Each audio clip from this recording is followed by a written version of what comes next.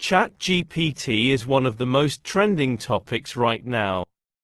Its release has caused a buzz among users, with over 1 million people signing up in just 5 days, faster than the likes of Netflix, Twitter, Facebook, and Instagram. No longer do we have to Google answers to problems, as ChatGPT provides us with breakdowns and explanations of them in detail. This leads to questions about the future relevance of Google. What makes ChatGPT so powerful is that it's built by the same people behind Openai, who are shaping interesting technologies like Codex, the engine behind GitHub Copilot, and DALL-E 2, an image generator based on prompts. ChatGPT is a way of prompting an AI to answer questions or prompts in a human-like manner.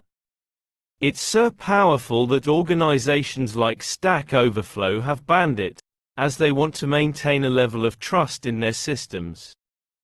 Despite its limitations, ChatGPT is entirely free to use, and its interface is simple and easy to use.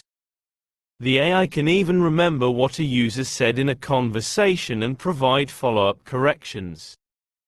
The capabilities of ChatGPT are intriguing, with its ability to answer questions and even fix code. In the future, it has the potential to become a valuable tool in our day-to-day lives in development and other industries.